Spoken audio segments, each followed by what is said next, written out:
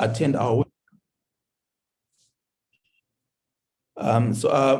I think we're good to start now. I'll just hand over to Lorraine from ZIMRA. ZIMRA would be facilitating this webinar, and then she can hand over to Minister of Foreign Affairs for the opening remarks. So over to you, Lorraine.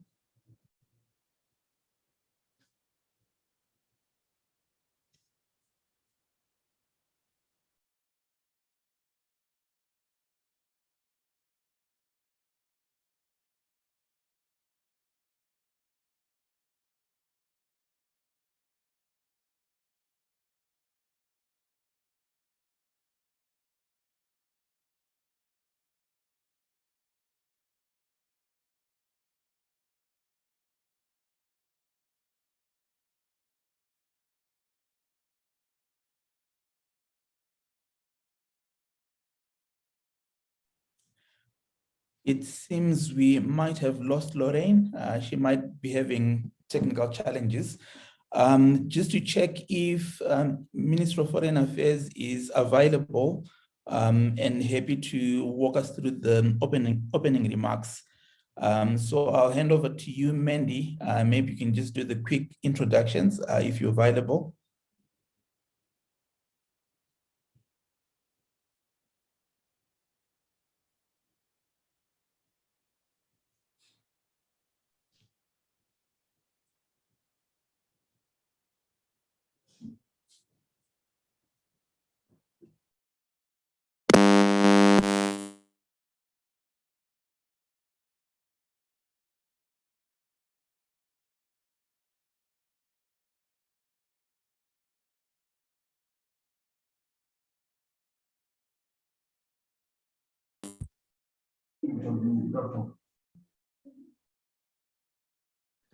Good morning. Good morning. Morning. Yeah, sorry about that. I think I was having challenges with my audio.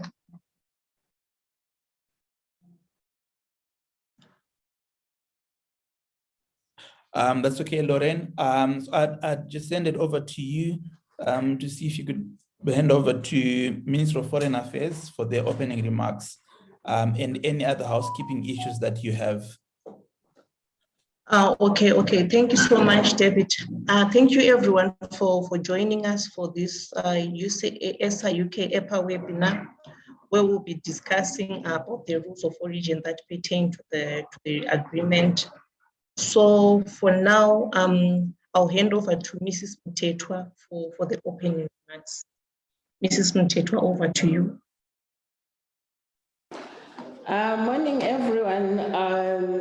It's not Mrs. Mtetwa. My name is Stella Nyageta, Mrs.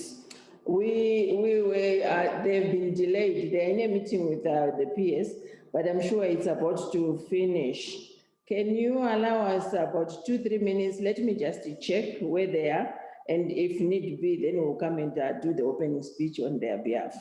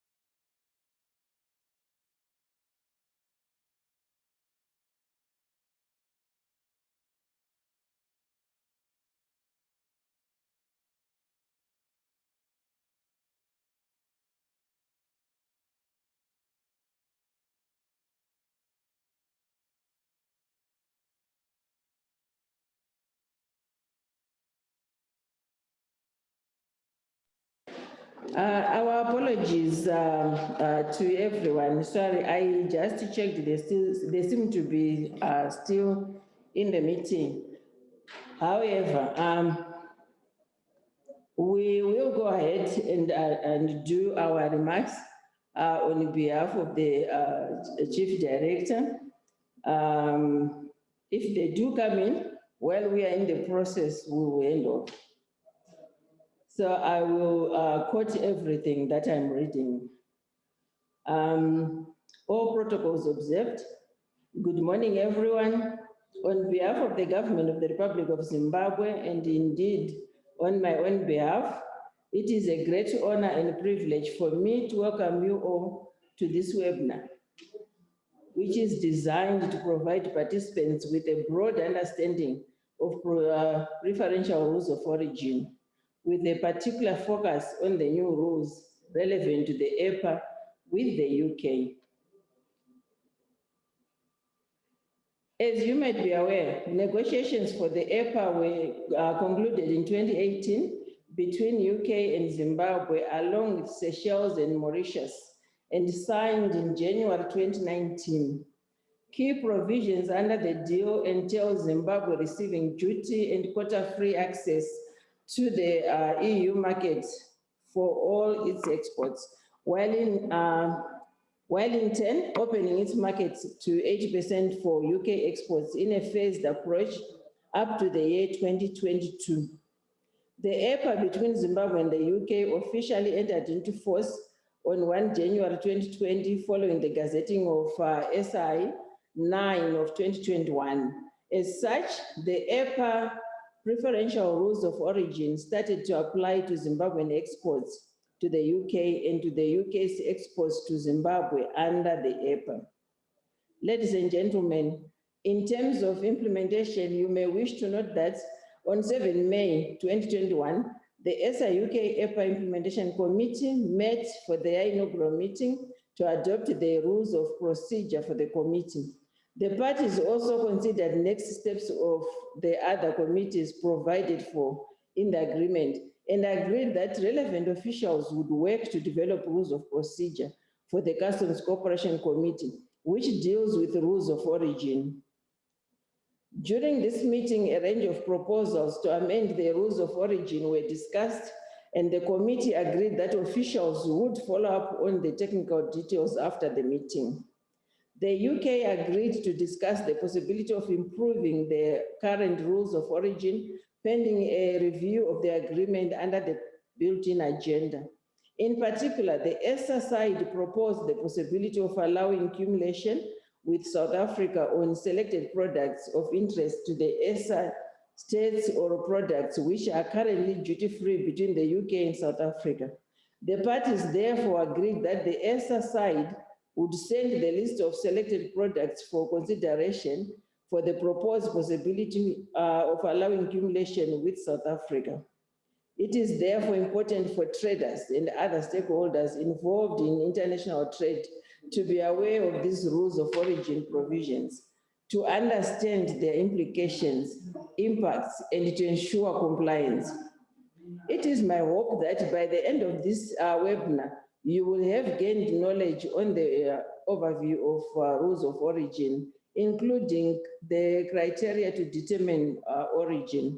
This can be achieved by gaining an understanding of the product-specific rules as well as other related provisions like accumulation and insufficient processing criteria that may impact on the determination of origin. Ladies and gentlemen, in this meeting, we have officials from various organizations that deal more directly with the issues before us and are prepared to discuss at length these issues. I hope that by the end of the meeting, we will all have learned about the ESA-UK EPA rules of origin and perhaps propose a list of the products which we would like to be considered for the proposed possibility for accumulation with South Africa. Ladies and gentlemen, with these few remarks, I invite you to learn more about the rules of origin in the presentations by ZIMRA and ITC, which are to follow shortly. Thank you very much for listening. End of quote. Thank you very much. These are her remarks. Over to you. Okay, thank you very much, Mrs. Nyagweta, for those remarks. My name is Vuyiswa Mafu. Lorraine has just, also been called for another meeting just now, so I will take over her responsibilities for now. So thank you to the Ministry for those opening remarks. I would like at this stage to call on ZIMRA, Veronica Zuze, to give us a presentation on the rules of origin. Thank you.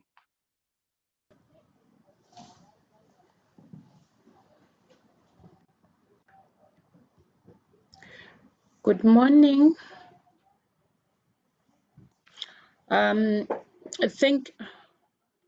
you for giving me this opportunity to share on the rules of origin for the UK-ESA EPA. I hope we do have some people who joined us last time in the presentation from last time. If any is here who were in the presentation from last time, please just give me a thumbs up. Okay, I hope we do have a few. I've not seen any reactions or thumbs up, but I hope we do have a few people that were in the last webinar that we had for the UK-ESA EPA. My presentation today will focus on the rules of origin for this UK-ESA EPA, focusing on Zimbabwe issues.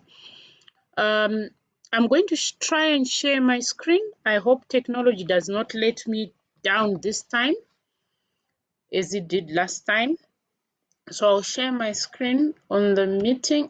Please let me know when you see that I am sharing.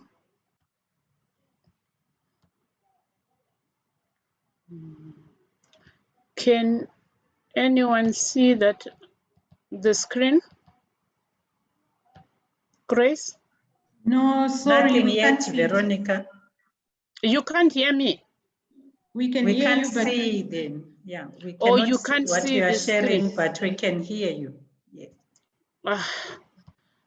Technology, I don't know what happens to ZIMRA technology when it comes to UK issues.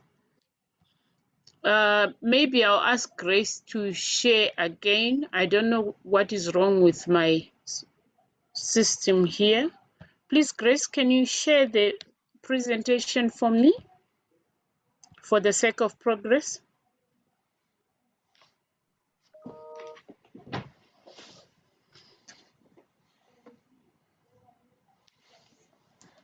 You can just you just need to. Oh, I need to stop sharing. Okay.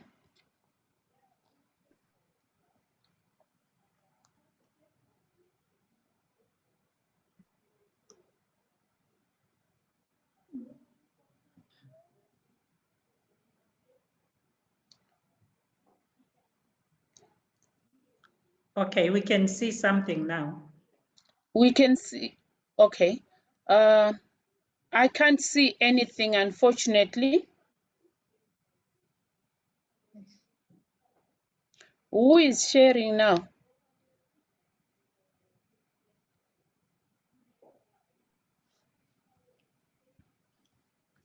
Grace is Hello? sharing, you can see. I'm sharing, Veronica. You are sharing? I'm on slide 1, yes. Yeah, but I cannot see. Unfortunately, I can't see what you are sharing. This is the same problem we had last time, and we ended up losing each other somehow. But anyway, for the sake of progress, I will tell you when to move, when I want you to move, so that at least we progress. Okay, that's fine. That's fine. Arancha Gonzalez says, there is no intrinsic reason why African countries should be importing rather than exporting basic staples like rice or higher value products like frozen chicken, cooking oil, or instant noodles. I don't know how many of us agree with that statement, but I tend to agree that as African countries, there is no reason why we should be importing such basic commodities when we are also able to export them. Let's go on to the next slide. The agenda for our presentation this morning, we are going to be looking at the legal provisions of the Zimbabwe UK exports. We'll look at the Zimbabwe exports to the UK, looking at a few examples. We'll look at the definition of terms in origin, just for people to appreciate. We'll look at a few of those definitions. We'll look at why are rules of origin essential in international trade. Then we'll look at a few types of rules of origin and the criteria to determine origin. Then we'll look at a few examples in our scenario as we discuss. Thank you. Grace, you may move to the next slide. Tell me when you have moved so that we move together. Maybe just say okay. Okay. The Customs and Excise Act, Chapter 2302, Section 5 deals with exports of goods. So that's where you get the authority or the legal provisions to export from Zimbabwe. And then in that same act, Section 88 to 89, in section, look at the issues to do with origin. And Section 88 says, I quote, "For the purposes of this act, the country of origin of any manufactured goods shall be the country in which the last process of manufacture has been performed." Then Section 25 of the Customs and Excise General Regulations talks about certificates of origin for lower rates of duty, mostly when you are importing. So we need to understand why as Zimbabwe we are able to do this, to talk about origin. As a country, do we have the legal provisions? Because we are not supposed to be doing things that are illegal. So those are the legal provisions for origin. Now come to the UK-ESA, to the UK-ESA EPA. Statutory Instrument 9 of 2021 talks about the UK-ESA EPA. And this ESA is the legal provision of the implementation of the agreement.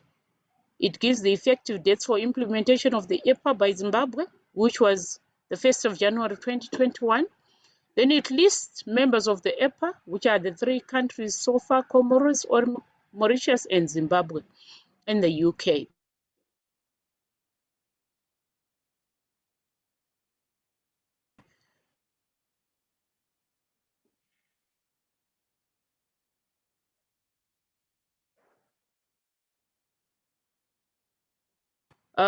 It also then goes to the UK from Zimbabwe. These include tobacco, diamond, ferrochrome alloys, sugar, citrus fruits, hides, leather.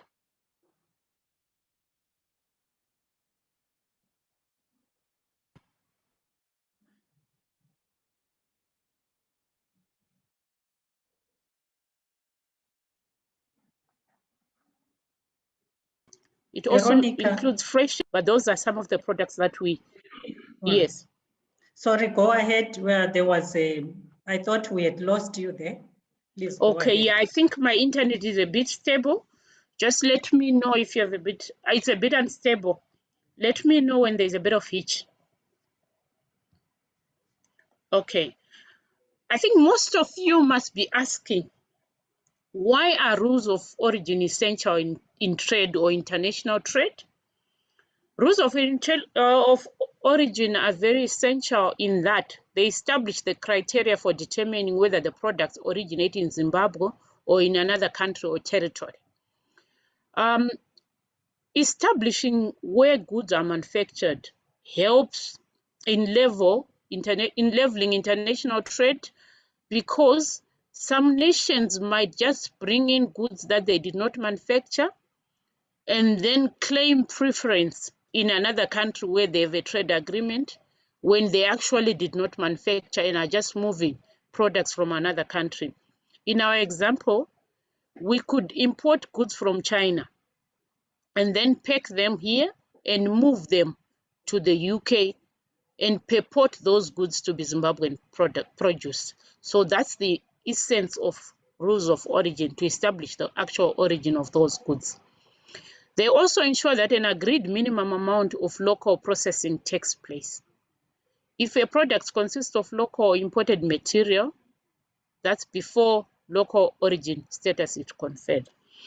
In manufacturing, goods are sometimes, the raw materials are sometimes imported from outside the territories of the exporting country. And now, when we process, there are some processes of manufacturing that are minimum to be acceptable as originating for those goods. So if I import a shirt from South Africa and I bring it into Zimbabwe, then I put buttons on that shirt, just putting buttons. Would that suffice to say the shirt is of Zimbabwean origin? So that's the purpose of rules of origin, as they will guide as to what is acceptable and what is not acceptable. It allows customs authority to distinguish between goods that are eligible for preferential treatment under the EPA based on the set criteria or reduced rates. So we are saying those rules of origin will help us determine if the goods qualify for lower rates of duty, for example, as they enter Zimbabwe or as they enter the UK, or as they are imported into any of the territories. Rules of origin ensure that economic benefits accrue mainly to the countries that are party to the agreement and not to third-party countries. In the first example that I gave, where goods are just pass through, they transit, or they are transshipped in a member state, then move to another when they're actually not produced there. Rules of origin are important in implementing trade policy instruments, e.g. quotas for statistical purpose and controls. We need to know how much trade we are doing with which country. So the rules will tell us these products were manufactured in this country and they are coming into Zimbabwe. So for statistical purpose, we can know how much we are trading. And in this case, our exports to the UK, we can now know how much we are trading with the United Kingdom from the statistics based on the origin of the goods. And then they also help us, for example, for control purposes. When there's a disease, an outbreak of a disease in a country, we will know that this territory, for example, there was a time we had foot and mouth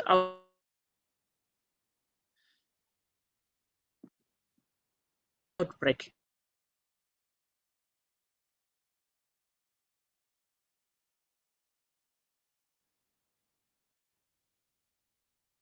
In Zimbabwe. If we don't just from there for the purposes of protecting the citizens, so they also help us in effecting controls, customs controls. Can you hear me? Yes, now we can, but you do break at certain stages. But go ahead. I think we can now hear you.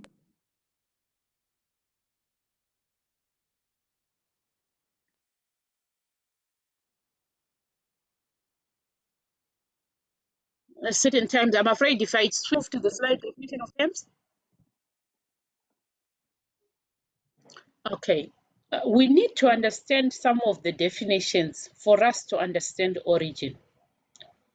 What is origin? It is the economic nationality of goods traded in commerce. If we are talking about human beings, we would talk about your citizenship. So in this case, we are saying the economic nationality of goods traded in commerce. And then the rules of origin is the set of criteria that describe the conditions under which a product is considered or classified as being originating. For purposes of international trade, rules of origin are used to define where a product is made. What is the country of origin?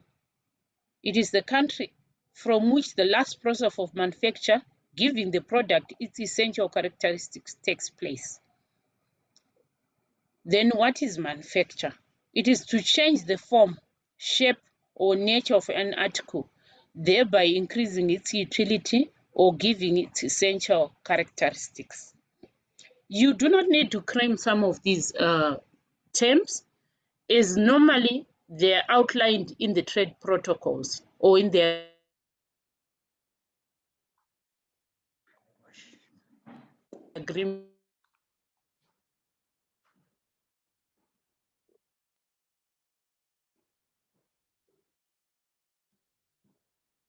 agreements between the nations. So what examples here of the process of manufacture, it should be genuine and economically justifiable. The example that I gave earlier on, where you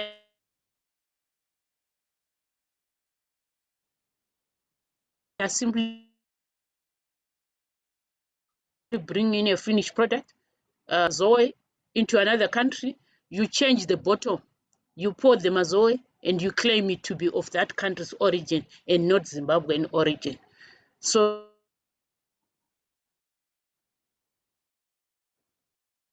those are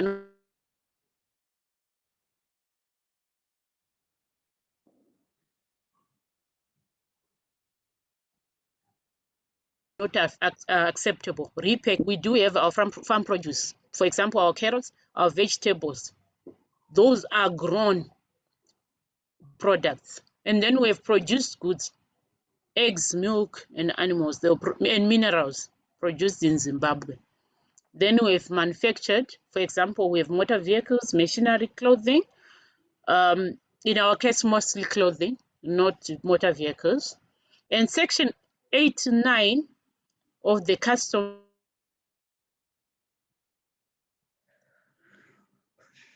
and Excise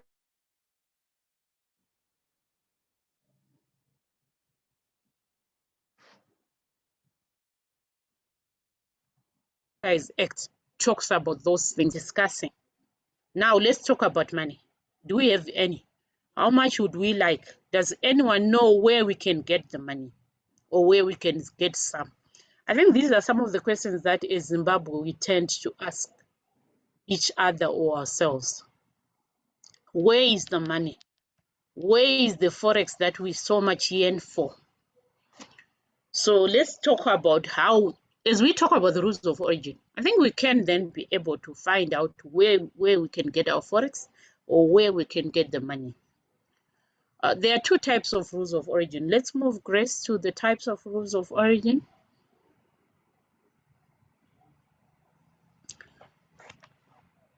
Okay, there are two types. There is the non-preferential rules and the preferential rules of origin. Those are the two types. The non-preferential rules of origin, they are used to implement measures and instruments of commercial policy.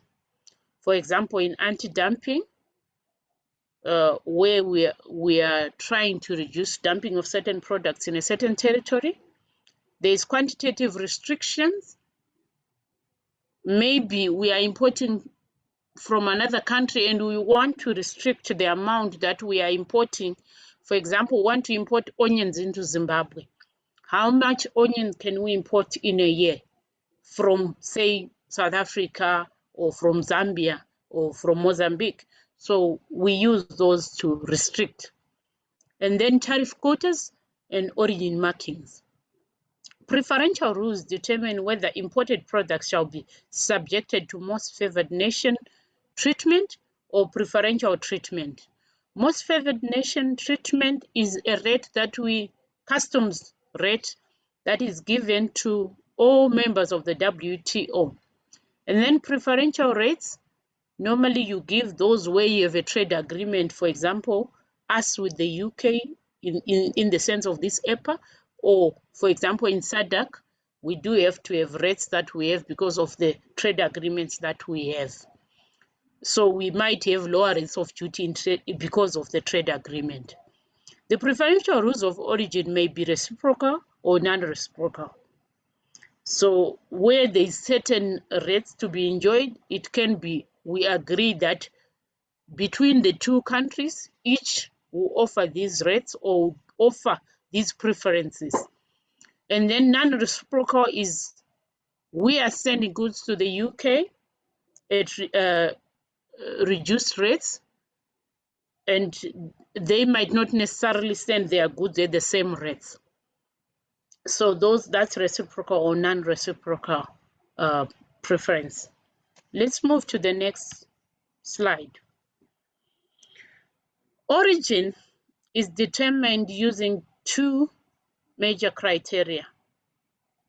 We do have wholly obtained goods, that is goods wholly obtained in Zimbabwe, or we have sufficiently processed goods.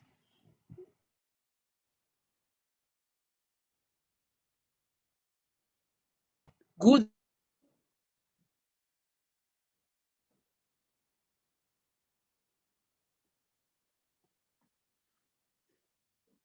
sufficiently processed in Zimbabwe. They are coming from the soil of Zimbabwe, so they originate and they enter the preferential market destination at the agreed rates. Did you hear my last statement, Grace? Maybe you can repeat it.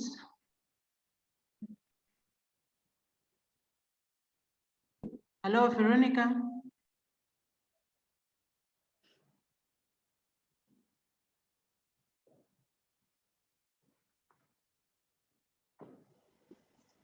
You mean? Yes. I'm repeating. Okay, you are cutting off. Yeah. There's definitely a problem with this network. But anyway, can you hear me now? Yes, yeah, we can hear you. Just go ahead. We'll be able to share the presentation at the end of the webinar. Yes. Okay, that's fine. And then we have sufficiently processed goods. There is specific processing where the rules will determine what processes are acceptable as processes of manufacture. So on the rules, it will list to say you can do these processes for the goods to be originating from Zimbabwe. Then we have change in tariff heading where you are importing goods or raw materials for manufacture of a certain product from another territory which is outside the agreement. So you could be importing, for example, oils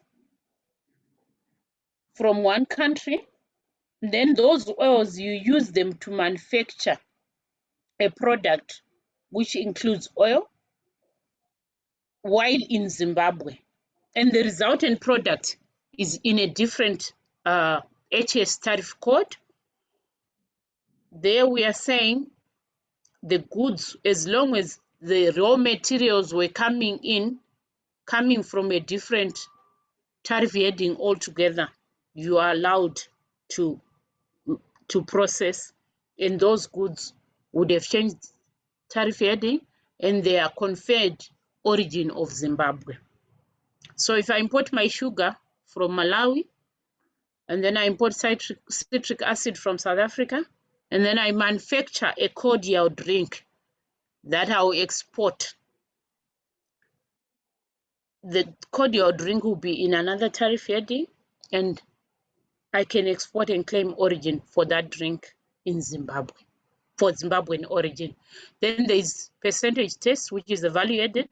It involves comparing the customs value of the materials imported into the country of manufacture from a third country with the ex-works price of the product. So we are saying I imported some raw material, which was maybe $10, and then the finished product is now $80. So we then look at the value of the imported material as compared to the final value of the finished product. And that is then used to determine the origin of the goods. So normally you would find they then put terms to limit or to say the ex-works value, the addition should be up to a maximum of so much. So the rules will give you those examples. We will talk a few examples later on. Examples of wholly obtained goods, wholly obtained products. We have minerals, we have fruit and vegetables, we have live animals born and raised therein, products of the sea, fishing or from the sea or from our lakes, products of live animals raised therein, live animals raised therein. We import cows from another territory and then we raise them in Zimbabwe, and then we milk those, and we have a product from that.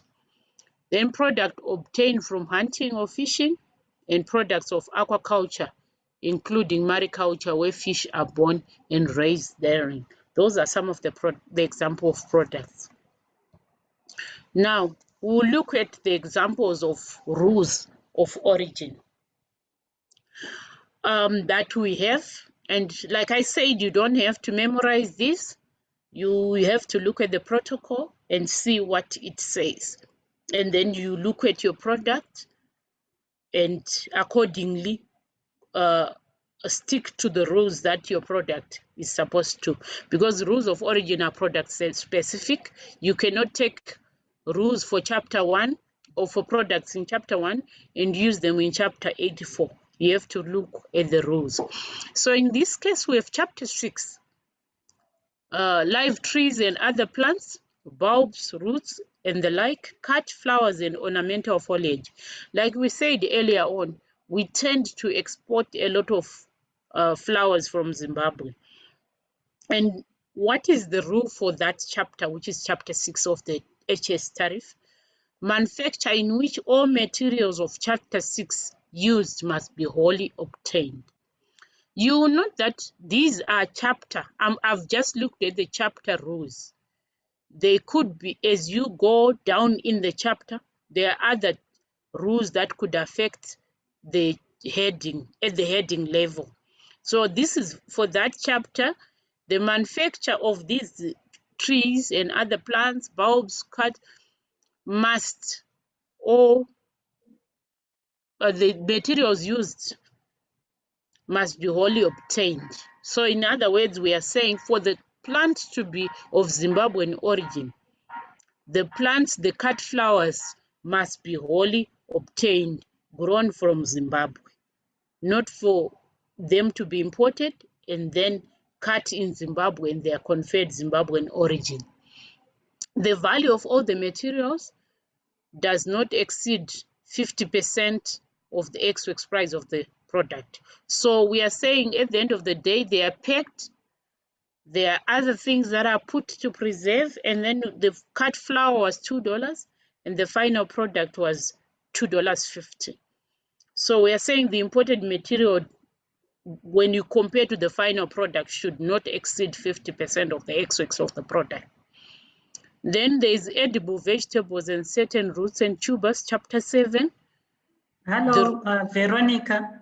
Yes. So sorry to interrupt you there. Maybe we may want to pick up the pace and looking at the time. Okay. You may want to just give examples here and there so that because the presentation will be sent to participants. And there will be a question and answer. So just cognizant of the time, you may want to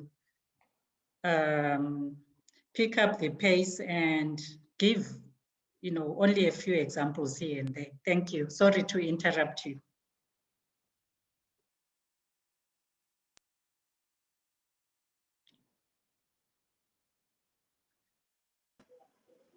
It's okay. Manufacture in which all materials of chapter 24 must be obtained. So those are some of the examples. And like she said, we are going to share the presentation so you can get to understand it.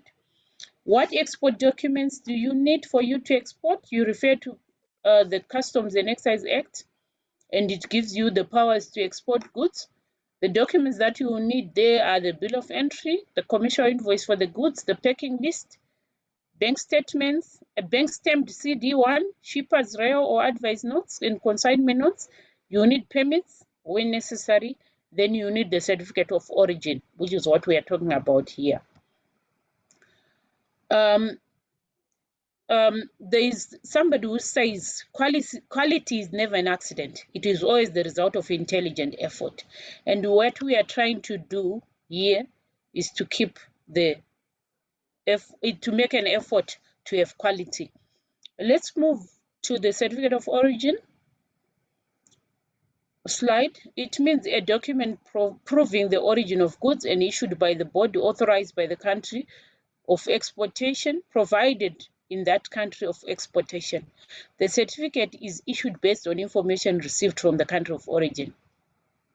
In Zimbabwe, I'm sorry about that, I put ZIMRA there, but I think CZI, ZIMTrade are some of the countries that, some of the bodies that are authorized to be distributing those forms. Okay, the certificate of origin should have the following details. Exporter to fill in the certificate of origin, put the description of goods, the value of the goods. The certificate of origin may be issued in retrospect under special circumstances, and it is valid for only 10 months. The person who completes this form should cross out any unused space on the certificate of origin. With that, I come to the end of the presentation. And like I said before, as ZIMRA, we are willing to continue engaging, and we are willing to share knowledge on the rules of origin. So thank you for listening. I'm sorry for the technical glitches that have happened earlier on, but I hope you have benefited from the presentation. Siyabonga tatenda. Sheshe, thank you. Over to you, Grace, or Mrs. Mafu. Okay, thank you so much, Veronica, for that detailed presentation and for explaining why rules of origin are essential. And you also spoke about the various types and the criteria to be used to determine. I'm sure participants will have questions at the end of the session on on these issues, also the issue on the change in tariff heading for a product to benefit from preferential rules. So thank you very much for that presentation, Veronica. Can we now move on to the next presentation, which will be a live demonstration on the actual rules of origin as presented by ITC. So it's over to you, Mr. I hope I can say your name, Dzmitry Kniahin. Yes. Thank you so much. Thank you, Madam Mafu, and thank you, Madam Veronica Zuze, for a good, short but profound introduction to rules of origin in the context of UK-ESA EPA. My name is Dzmitry, and I'm from ITC. I'm a market analyst working on rules of origin and other market access issues. And today I would like to make a brief presentation of an online tool where you can look up product-specific tariff rates and rules of origin under UK-ESA EPA, but also for all other trade agreements of which Zimbabwe is a beneficiary, including GSP schemes and the SADC, COMESA, and also importantly, we will soon add the CFTA as soon as negotiations are completed on outstanding issues of tariffs and rules of origin. The platform is accessible for free without password and login at findrulesofOrigin.org. And this platform has been developed jointly between ITC, World Customs Organization, and World Trade Organization since 3 years ago. And in terms of transparency, we have been able to cover almost 400 preferential trade agreements globally, or 80% of the total coverage.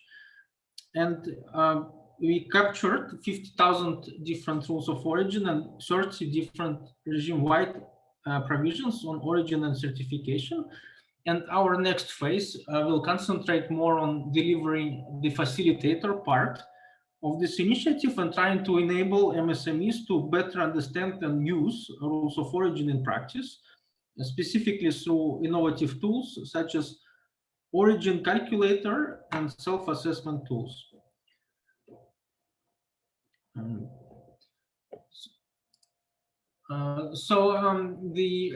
There was already a discussion on the policy motivation for rules of origin, and the idea is that countries apply different trade policies to goods depending on their origin.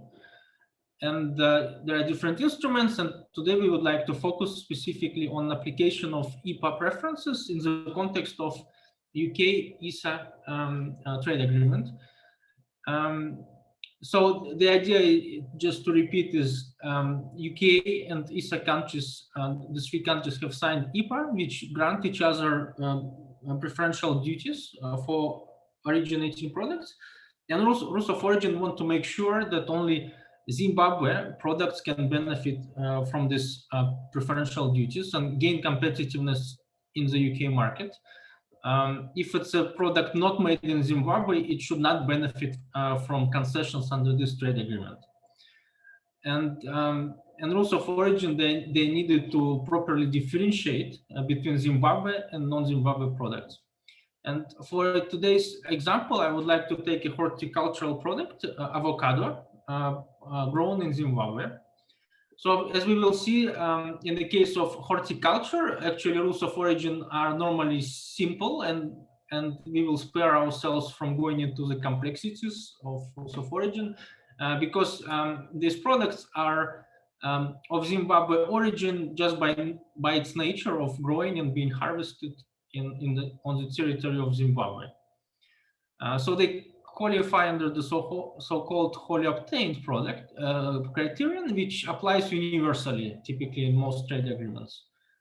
So they do benefit from preferences under UK-ESA EPA.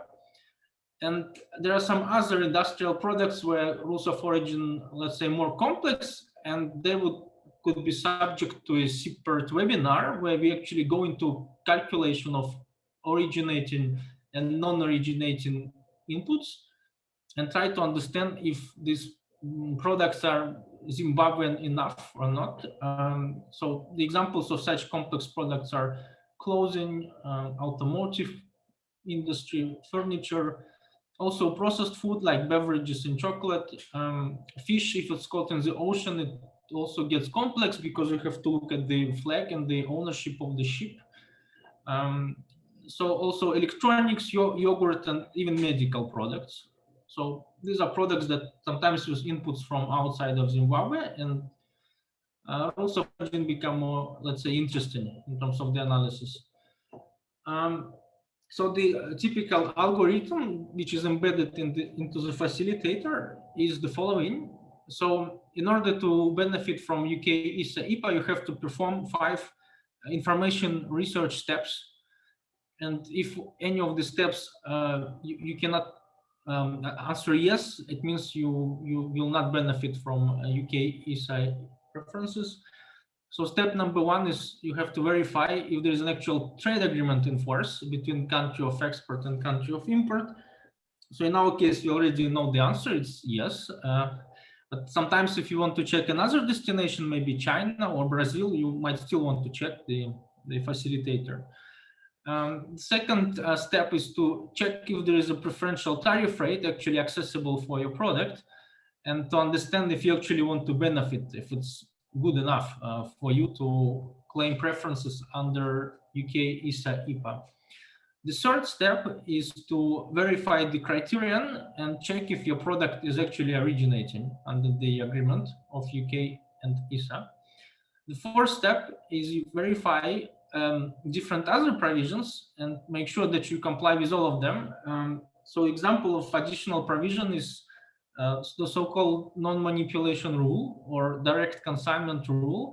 And it additionally requires that if the product is transited through another territory, for example, Mozambique or Turkey into the European Union, it has to be maintained under the supervision of customs of that country, which is necessary to make sure that this product is not manipulated in any way while transiting through the territories of other countries.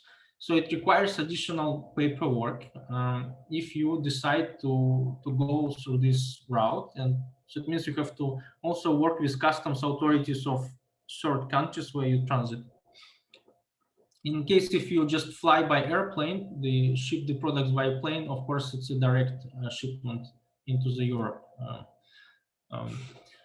And finally, once you establish the compliance with all the provisions, you need to obtain the documentary proof of origin which will actually certify the product as originating.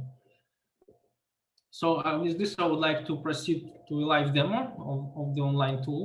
And so the tool is accessible at findrulesofOrigin.org. It consists of the main module where you type the query. And it also has the agreements page where you can look up all the existing agreements, also the agreements under negotiation, and check the agreements of Zimbabwe.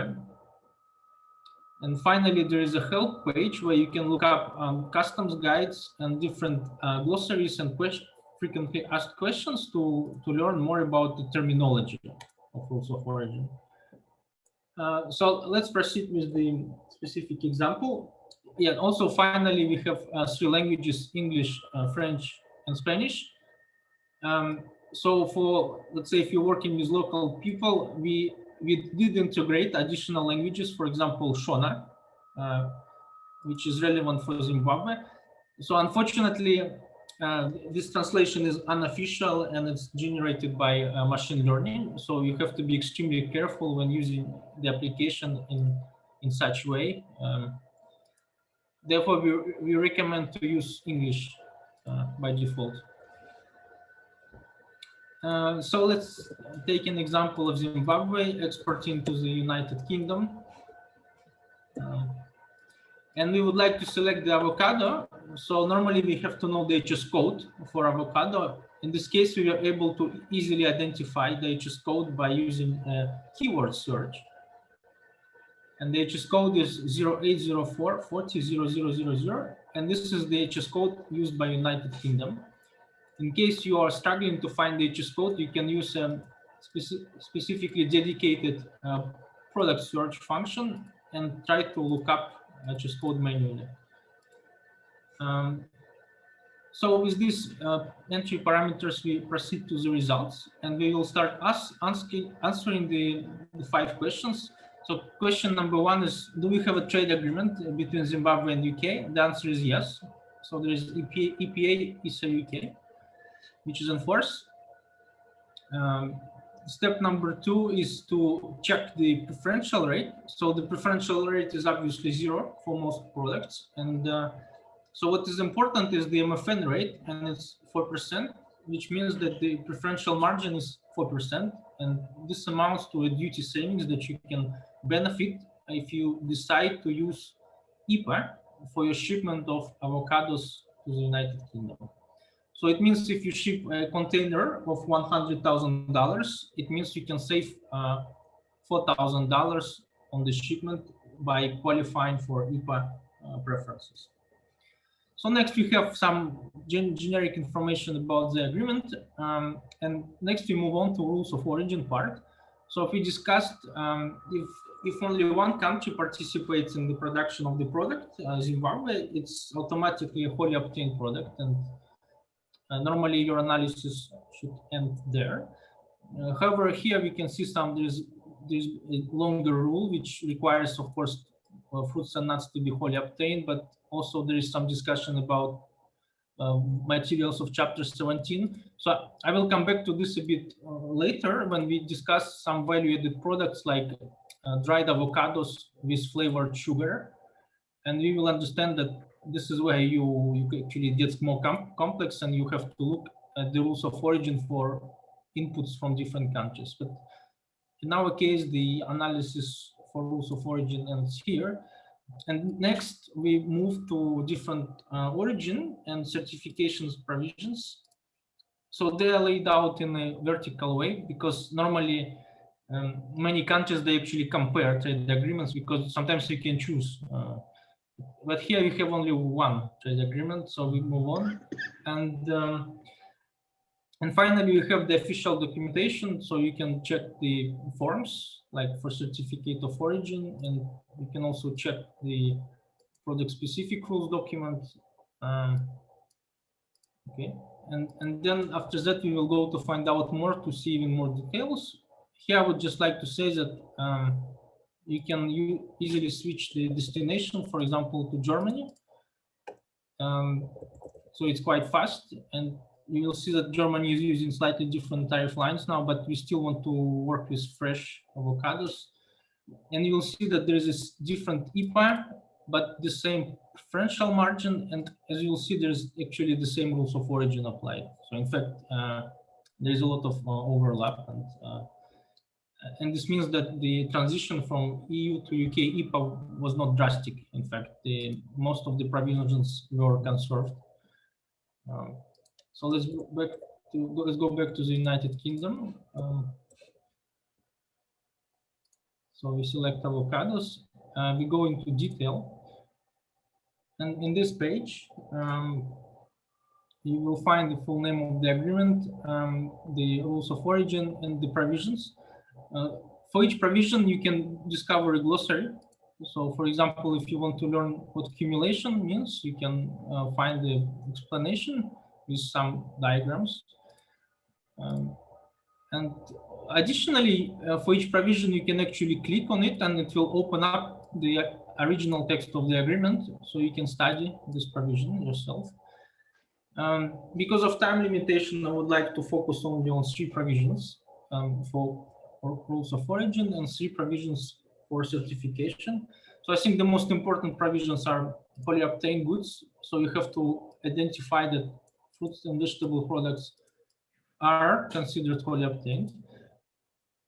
So next provision is direct transport.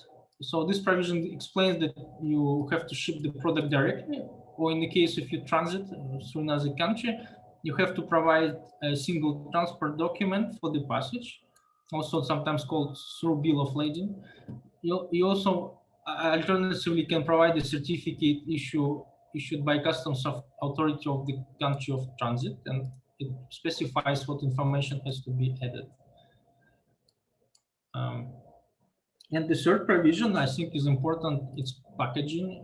So if you send avocados in a crate or in some package, so here it says that the package is included with avocados, and basically you don't have to worry about packaging as long as it's within proportions. And finally, maybe I could mention indirect materials. So this is a provision that discusses use of fertilizer, energy, maybe tools when you grow avocados. So here it specifies that you don't have to worry about origin of this equipment, because as long as it does not enter into the avocado directly, you can ignore the determination of origin of such tools. These are quite standard provisions, I would say, meaning most agreements, they follow these provisions. And for a certificate of origin, you have an option to go with the ZIMRA and obtain Euro 1. This is the certificate with them.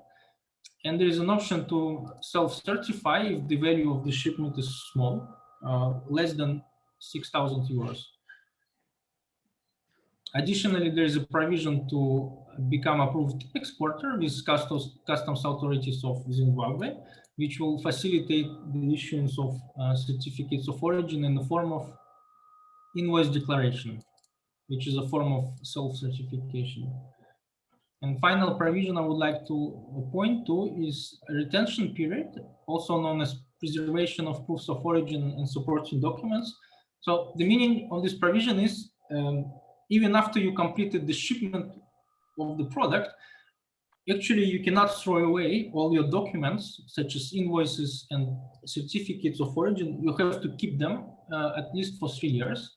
And the reason is at any time there might be an audit in the form of a verification, and you have to produce all these documents for this verification. And if you say that you lost them, the customs might ask for a refund of all the duties from the past.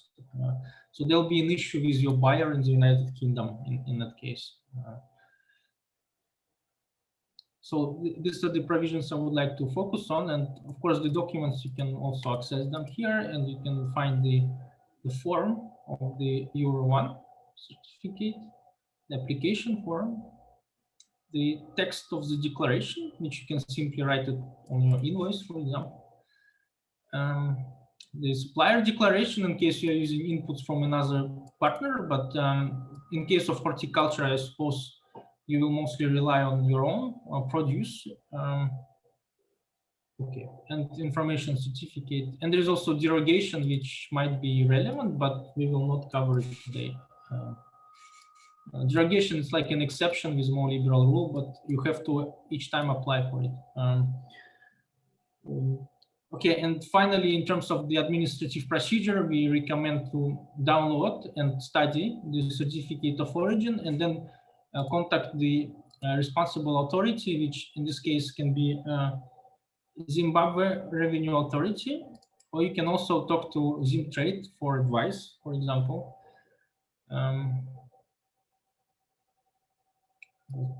So this would end this example for fresh avocados. So I would like just to mention for if you're using dried avocados, and let's say you're using some flavored sugar to give some taste, to give some value added. This is where you have to start worrying about the sugar, because it says that the value of any materials of Chapter 17. So Chapter 17 covers all kinds of sugars, cane sugar, beet sugar, and sugar-derived products. And so they want to make sure that if you're using it from outside, it does not exceed 30% of the total value of the product. So if you're using sugar from, let's say, Egypt, it's okay, but it should not be too much. It should not exceed 30% of the value. Otherwise, you have to rely on local sugar or sugar accumulated from another EPA party. So this explains some why these rules go a bit more detailed than you would think, than just saying that the avocado should be grown inside of Zimbabwe. So finishing with this example, I would like to finally just to say that UK EPAs, so actually starting to use preferences, it's like an investment. Basically, it means you have to understand how rules of origin work. You have to set up a relationship with ZIMRA.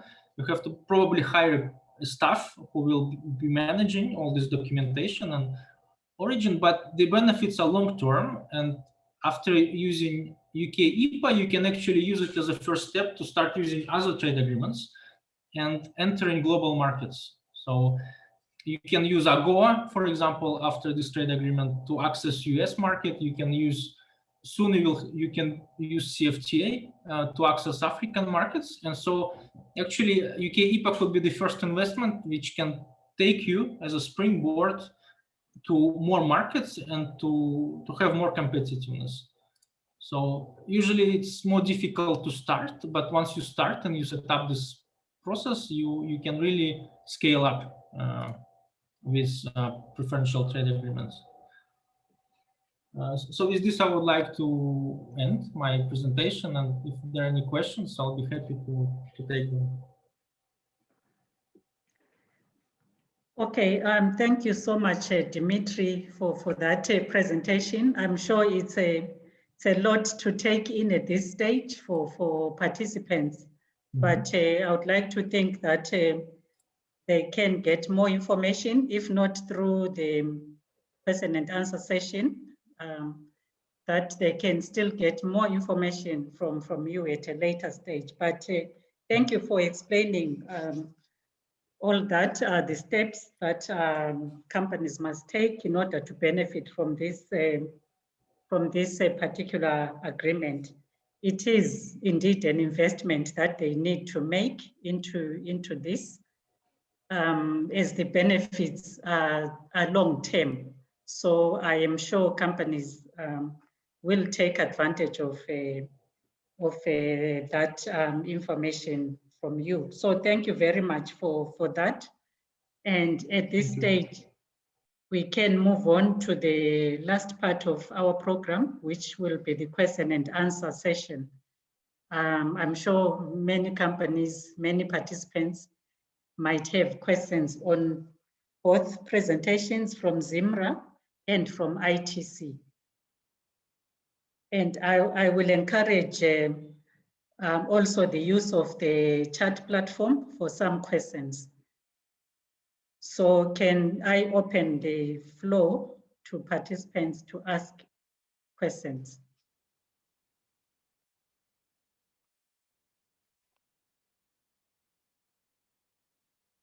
You can say your name and perhaps the company you represent and say what you want to ask.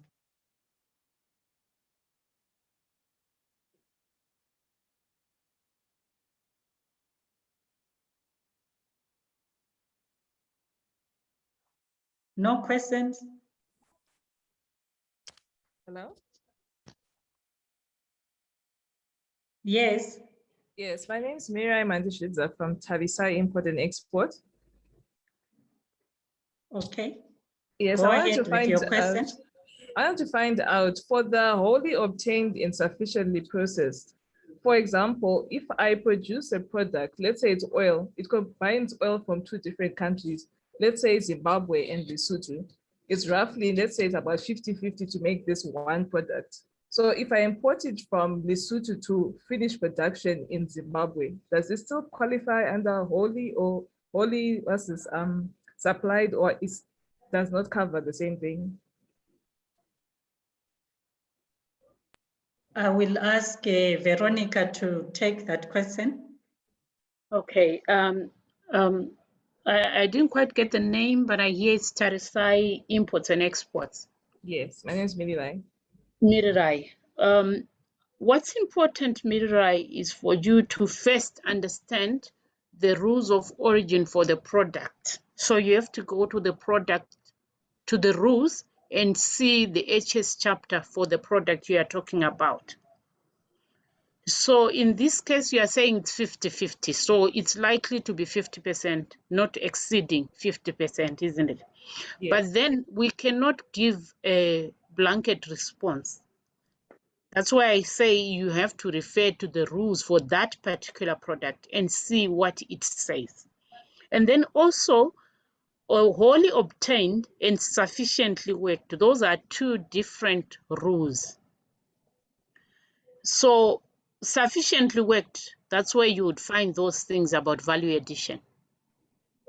And then the wholly obtained, we are saying, are they grown, are they from the local soils, or that kind of thing.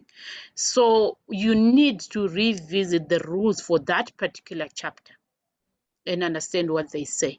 Maybe you could get in touch after the webinar, and then we can discuss more. But what's important is for you to look at the rules for the product. Oh, okay. Okay, thank you, Veronica. I hope, Mirirai, that has answered your question. Yes, it has. Thank you. Okay, any more questions from the floor? Hello. My name is Alfred Magara from Mentis Coffee. My question is pertaining to the export requirements, not primarily on the rules of origin. So on getting the certificate, I realize you need the bank statement as well as the invoice from the buyer to the country to which I'm exporting. As an example, if I'm exporting coffee to the UK, in order for me to get the ROO certificate, I also need to include my invoice from the purchasing party.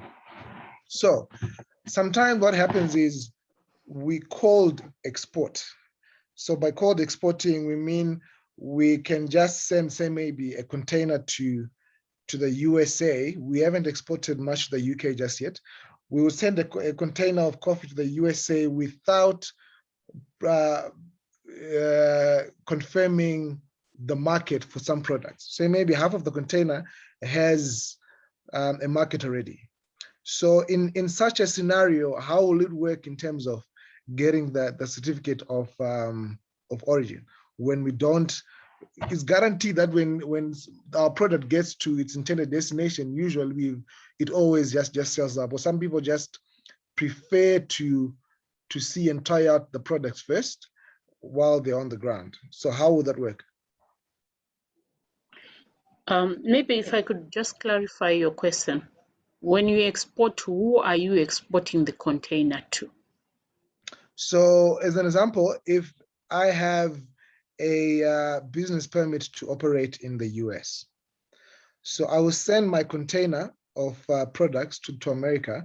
I will then fly to the US, and by the time the container gets to the US, I'm in America already, and I do all my clearances. And once I'm there, I will then do my cold sales while I'm in the US, coffee shops, coffee roasteries, etc. So Okay. I am the mediator, and I'm the producer as well as the sales guy on the other side. Okay.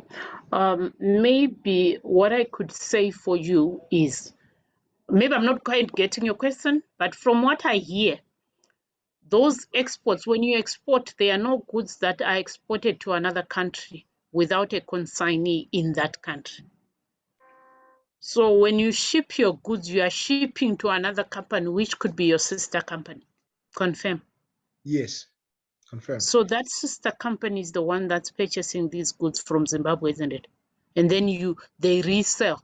It's like I'm importing my goods from OK South Africa to OK Zimbabwe. And then they would retail this side. Okay. Is that, All right, that makes sense. more like what you're saying? That pretty much answers my question then. Thank you for that. Yeah. So yeah, you can get in touch with us after that, but we can have a bilateral. But Okay, that's otherwise, good. I think that's what I'm getting. Yeah, it is pretty much. Okay. Okay, Good morning. Thank you. Yes. Good morning, Go ahead, everybody. Tari. Thank you so much for the great presentations, Veronica and Dzmitry. My name is Terry Wenganai from House of Moringa, and my question is to Dzmitry. When you're showing us how to use the rules of origin platform, like for instance, for my product, Moringa, there's no product name. So how do I go about it? Thank you.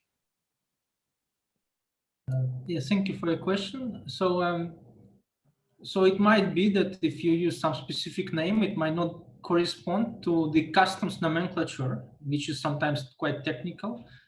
So one way to do that would be to try to find some synonyms or more general names for your product. If it doesn't work, and then you can use it in our search tools.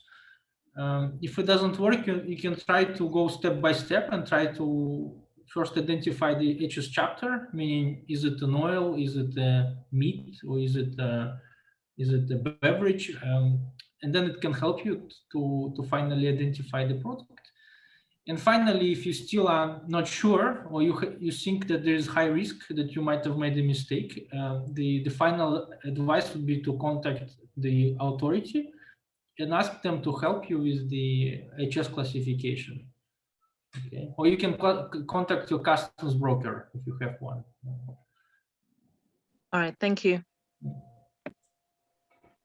Okay, thank you. Just to pick up on some of the questions that have come through on the chat platform as well. Someone is asking, what efforts is ZIMRA doing to educate rural farmers on these rules of origin?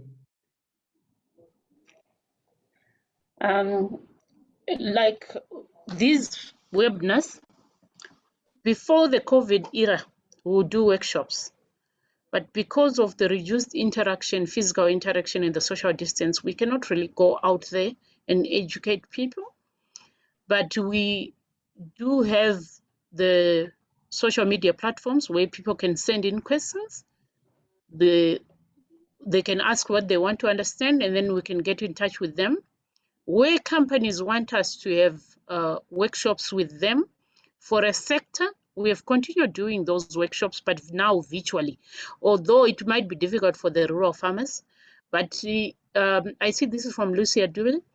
If you do have a platform where you can bring together these rural farmers and arrange for a virtual workshop, we are willing to assist. But what we can say is, as ZIMRA, we do have information centers everywhere. You can ask us through our social media, Facebook, you can send an email. You can ask through LinkedIn, we'll respond to you. But if you have a forum where you want us to come and present, we are willing to. Okay, thank you so much, Veronica, for that. I hope Lucy Adube, you've been answered there. There is another question where Dananai Matondo is asking, are there any options for avoiding double payment of tariff duties? This is for goods imported from outside the EU, but via the UK. That's one of the questions that's on the platform.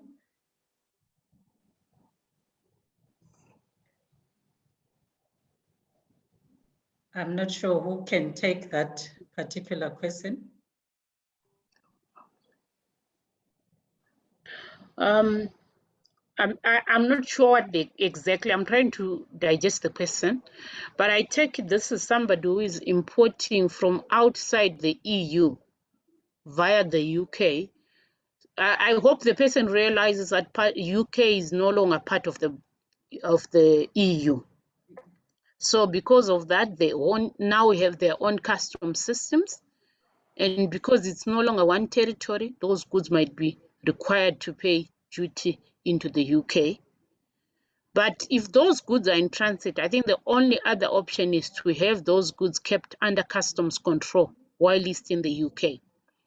So an example is for those goods to be kept in a customs controlled transit shed and then exported to wherever they are going. If it's Zimbabwe, they're then exported to Zimbabwe without the goods having gone into the UK customs territory. So I hope that answers Dananai's question. When you are going, your goods are transiting through another customs territory, the best way to avoid paying duty into that transiting territory is to have the goods kept under customs control during the transiting period, which could be a bonded warehouse or a transit shed or a dry port. Dananai, please confirm I've answered your question.